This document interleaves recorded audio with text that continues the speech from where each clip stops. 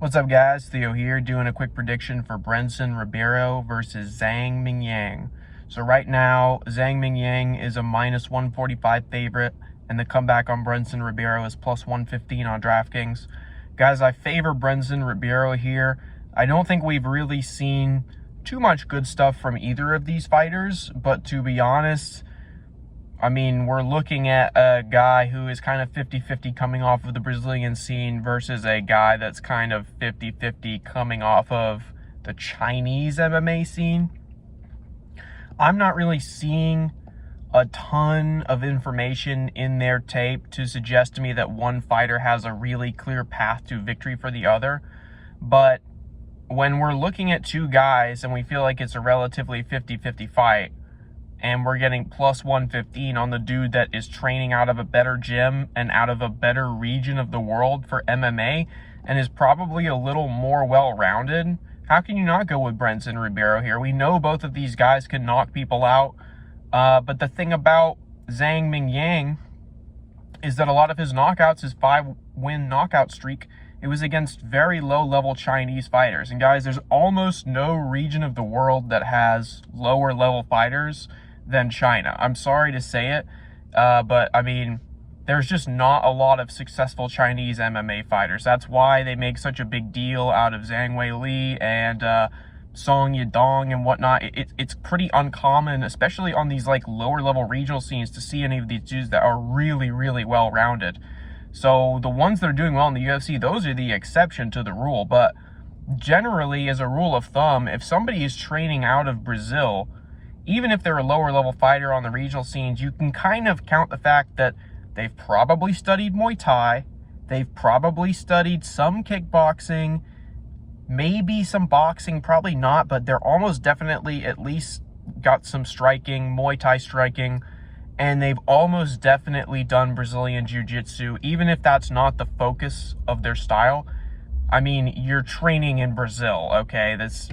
Most of them are going to have trained or have been around people that have done jiu-jitsu and some kind of grappling.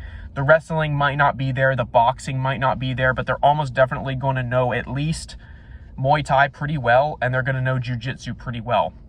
Whereas if you see a low-level fighter coming out of the Asian scene, the odds that they are going to be like some really skilled jiu-jitsu player is extremely low, because jiu-jitsu is not really big in that part of the world. Similar to with Japan, Japan doesn't have the strongest jiu-jitsu, Brazilian jiu-jitsu scene. And Japanese jiu-jitsu is not really utilized as much in the UFC. But what the Japanese guys typically have is they have a strong pedigree of Shuto wrestling, which can be competitive with jiu-jitsu, especially if you are doing a modern MMA skill set and you're mixing Shuto with a little bit of jiu-jitsu and with some submission stuff. Those can be effective ground game artists, but China is not that. They don't really have really well built out martial arts programs like that. And this guy, Zhang Mingyang, the guy is a brawler and he's got crazy power, and he's got that typical like block shaped head that you see, right? He's kind of like a big Asian Trevor Peak, just a square head. So you know he can take a shot. And the guy is very, very physical in the octagon. But again, brawlers don't usually succeed super well at the UFC level. And this dude's best win has been against a guy on road to UFC who looked absolutely terrible in that fight. I don't know who that guy was or what the deal with him was, but apparently he was some hype prospect, and Zhang just beat the shit out of him. So I don't think that Zhang Mingyang can't win this fight or anything. I think he can, especially because Brendson Ribiero has been knocked out before. But I favor the dude that's got a slightly more well-rounded skill set, and he's got slick hands himself, Ribiero does. I mean, you know, he scored a pretty nice knockout in that Contender Series fight he was in. So give me Brendson Ribiero here. I think he could potentially knock the guy out or sub him. But I wouldn't bet this fight, even though I do like Brendson as an underdog at plus 115.